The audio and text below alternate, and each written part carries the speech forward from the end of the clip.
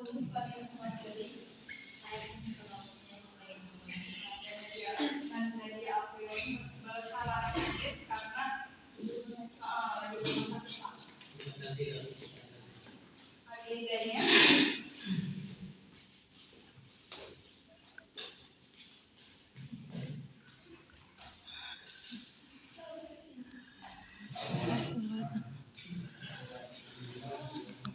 kelihatan.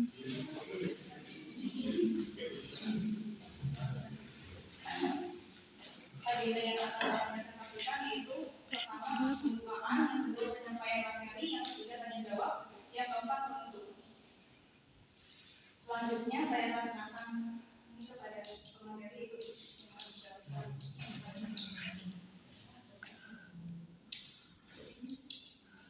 Baik, terima kasih waktu dan kesempatan yang telah diberikan kepada saya oleh MC untuk menyampaikan hasil diskusi kami selama ini dari kelompok 4.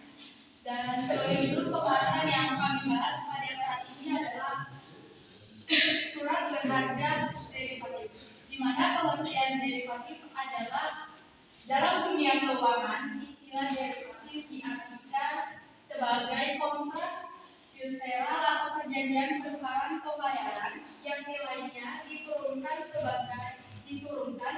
atau berasal dari produk yang menjadi acuan pokok atau juga disebut produk turunan atau underlying produk. Derivatif dikatakan produk turunan karena nilainya merupakan jabaran dari surat berharga yang terkait.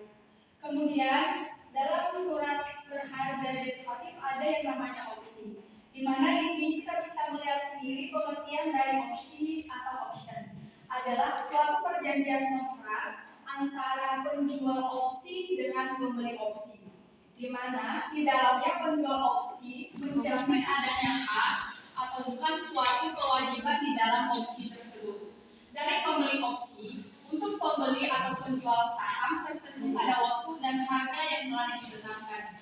Di dalam opsi ada keuntungan dan ada juga kerugian, di mana keuntungan terdiri dari 2 dan kerugiannya ada 1. Di mana keuntungan yang diperoleh dalam melakukan opsi, yang pertama, opsi memberikan kesempatan investor perlindungan untuk portofolio sahamnya. Yang kedua adalah kesempatan untuk memperoleh keuntungan dan pendapatan yang ekstra. Sedangkan kerugian yang diperoleh dalam melakukan opsi adalah opsi melibatkan resiko yang tinggi bagi penjual dan pembeli. Yang kemudian adalah opsi juga dapat dikelompokkan menjadi 2 bagian. Yang pertama adalah call option dan yang kedua adalah put option.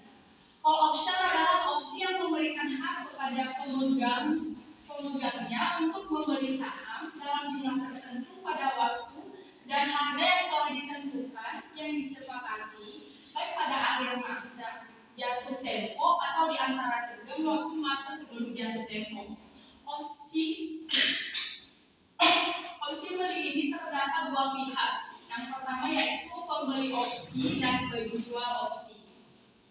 Yang pertama pembeli opsi, beli atau biasa disebut dengan call option atau buyer atau juga long call. Yang kemudian adalah penjual opsi, beli atau biasa juga disebut dengan call option seller atau juga sering disebut dengan short call. Yang kedua adalah put option. Option adalah opsi yang memberikan hak kepada pemiliknya untuk menjual saham tertentu pada jumlah, waktu dan harga yang telah ditentukan. Pada opsi jual ini terdapat 2 pihak yang disebut. Yang pertama, pembeli opsi jual atau biasa disebut dengan put option buyer atau juga long. Yang kedua adalah penjual opsi jual atau biasa juga disebut dengan put option seller atau juga sering disebut dengan short put.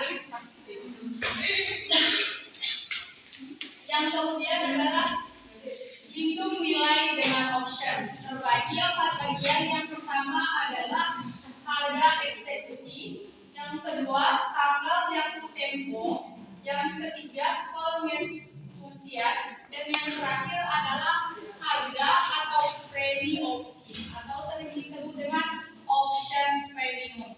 Nah, dalam lindung nilai dana opsi ini terbagi tadi 4 bagian, dan satu persatu kita akan membahas. Yang pertama tadi adalah harga eksekusi atau sering disebut dengan exchange atau sticker price, yang artinya harga eksekusi adalah harga aset dasar yang dispesifikasikan dalam kontrak atau suatu opsi dieksekusi. Yang kedua adalah tanggal jatuh tempo.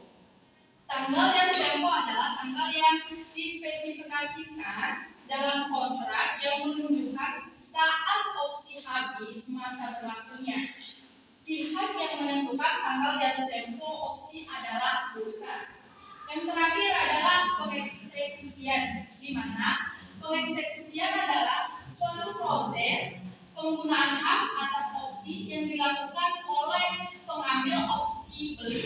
Dan yang terakhir adalah harga premium, di mana harga premium adalah harga yang harus dibayar oleh pembeli posisi beli suatu opsi kepada penerbit sebagai kompensasi atau resiko yang ditanggungnya.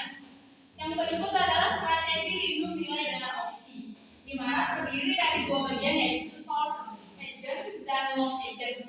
Di mana yang pertama adalah short agent adalah tindakan yang dilakukan untuk lindung nilai dengan cara mengambil kontrak jual karena diperkirakan harga akan turun yang dapat merugikan komoditas atau piutang valuta asing.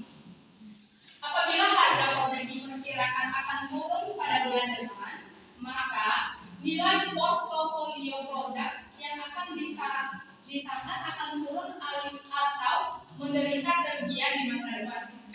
Yang kedua adalah long agent.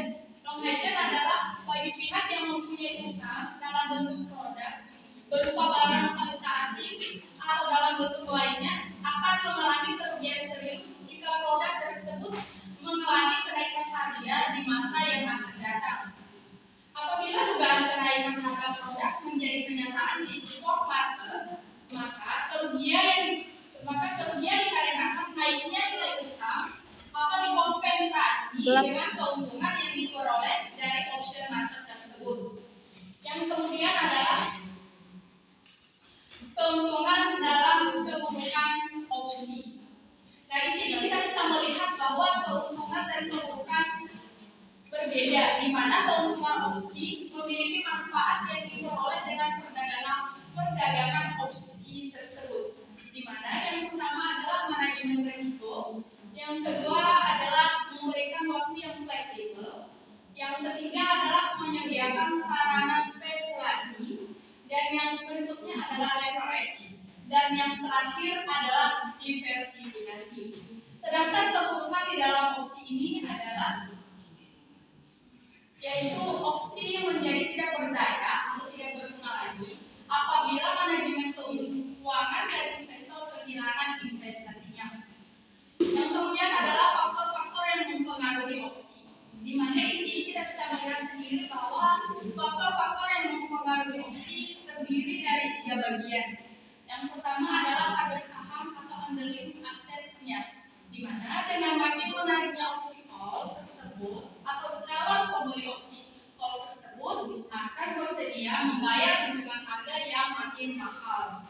Dengan demikian, ada hubungan positif antara opsi call dengan nilai pasar aset. Yang kedua yaitu harga eksekusi, yang itu yaitu semakin tinggi harga eksekusi suatu opsi call, maka semakin kecil kemungkinan opsi tersebut menjadi tidak menarik lagi. Yang terakhir adalah tingkat bunga, di mana tingkat bunga kalau suatu opsi call telah in the money atau artinya harga saham saat ini lebih tinggi dari harga eksekusi. Kemungkinan pemodal akan melaksanakan haknya cukup besar. Kemudian yang selanjutnya adalah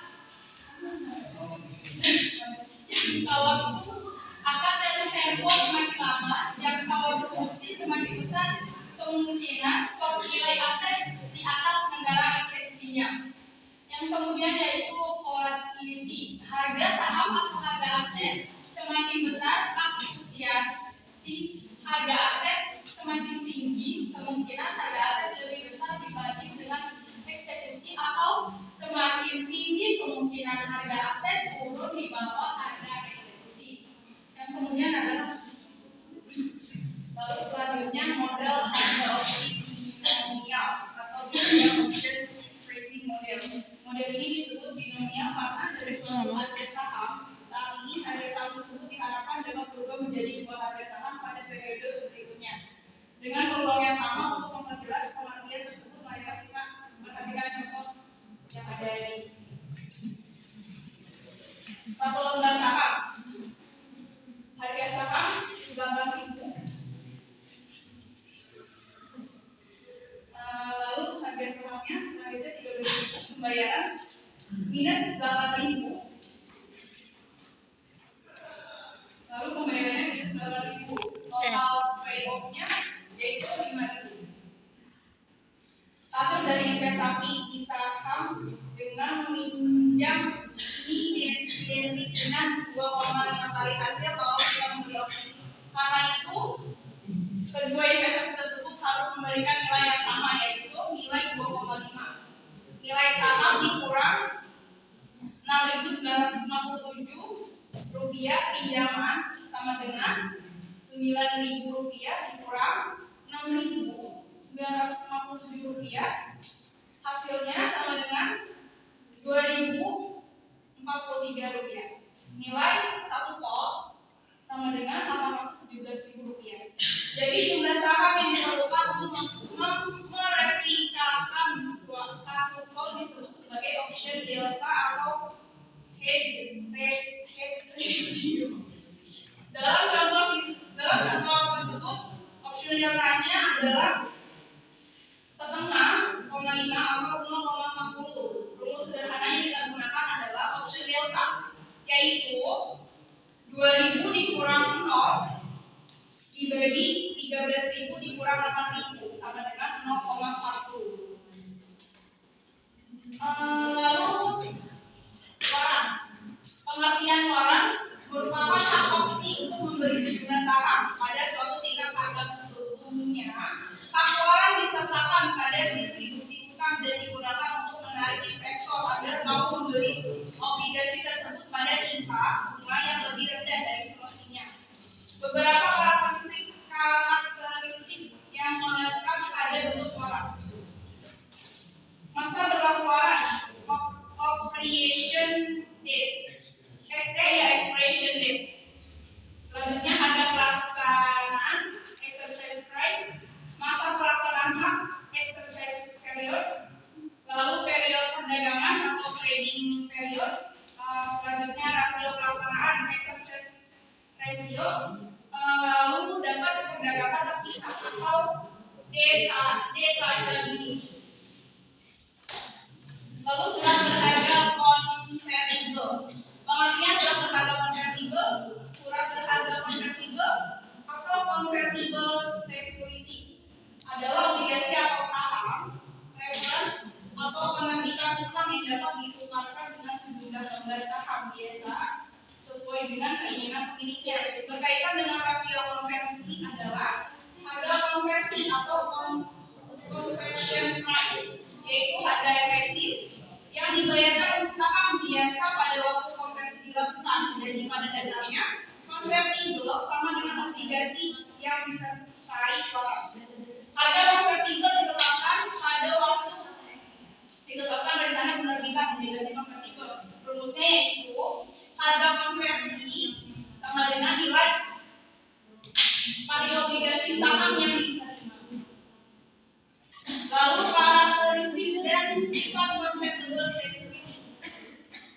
A. Rasio konversi. Banyak lembar saham biasa yang dapat ditukarkan dengan convertible security seperti pada awal penerbitan. Nilai konversi adalah total nilai pasar untuk saham biasa yang dapat ditukarkan dengan convertible security. Nilai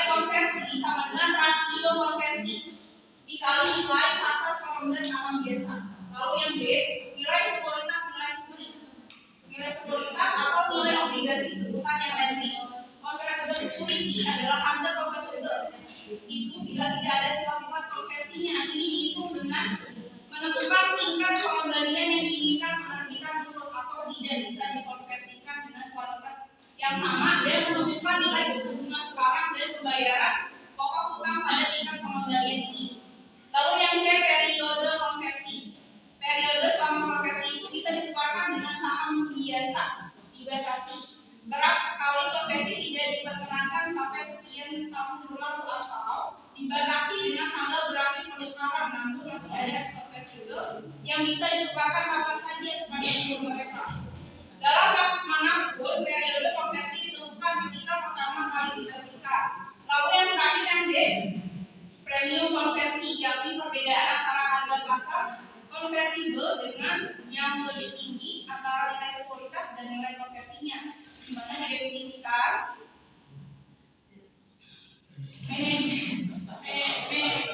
manajemen investasi dan pasar modal sebagai premium konversi sama dengan harga pasar. Convertible itu dikali yang lebih tinggi dari nilai sekuritas dan nilai konversi. Lalu forward kontrak dan future kontrak. Di sini pasar future dan pasar forward secara luas sudah dikenal dan sudah lama menjadi peran penting dalam ekonomi. Pasar future dipercaya sebagai pasar yang terorganisir, sementara pasar forward lebih dari pasar bilateral. Kalau forward kontrak adalah kontrak keuangan di mana setelah kedua belah pihak mengadakan kesepakatan dan menentukan harga di mana kedua belah pihak setuju untuk membeli atau menjual komoditas pada tanggal tertentu di masa depan tanpa mengeluarkan awal uang. Yang kedua, future kontrak. Kontrak future adalah kontrak keuangan di mana salah satu pihak menentukan harga, kedua belah pihak setuju untuk membeli atau menjual komoditi pada beberapa tanggal tertentu di masa depan tanpa uang muka.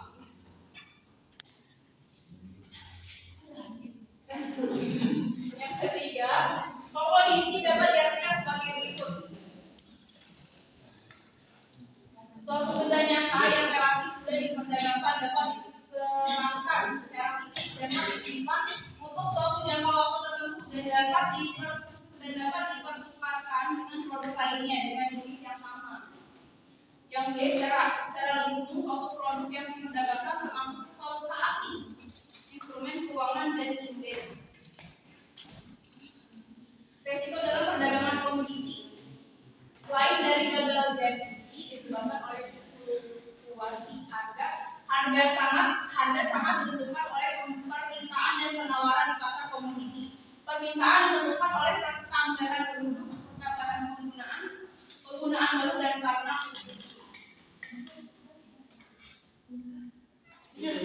terima kasih, semoga bermanfaat. Ada yang mau bertanya?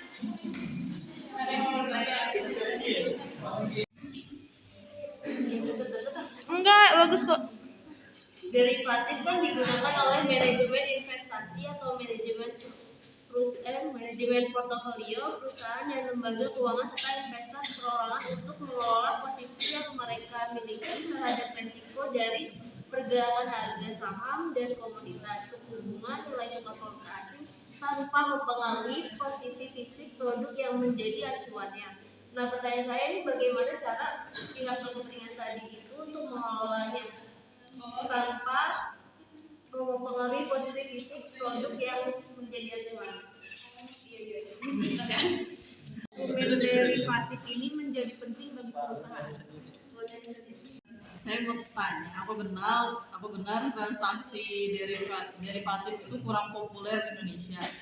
Terus ada alasannya kenapa dia kurang populer di Indonesia? Terima kasih. Jadi, mengapa instrumen derivatif ini menjadi penting bagi perusahaan? Sejauhnya, dalam pelaksanaannya instrumen derivatif memiliki 3 kegunaan utama, yaitu untuk meminimalisasi risiko seperti naik turunnya suku bunga, kurs mata uang, harga saham, dan harga komoditi melalui suatu mekanisme yang disebut hedge.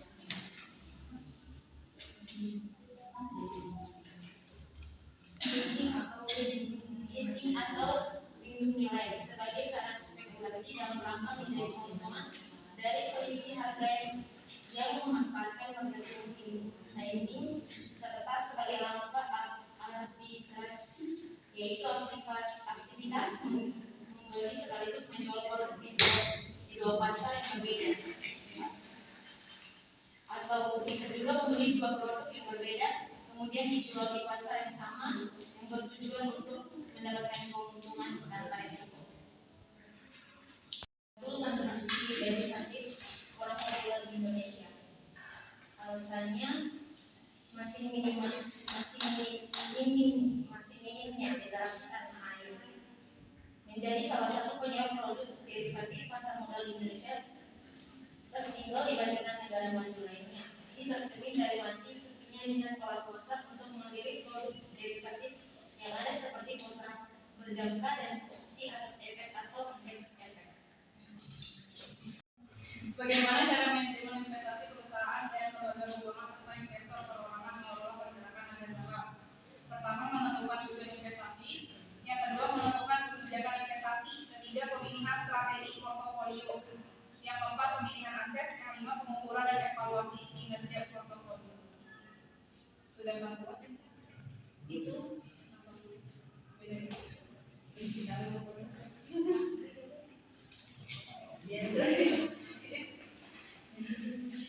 Kami apabila ada kesalahan atau kekurangannya mohon dimaafkan.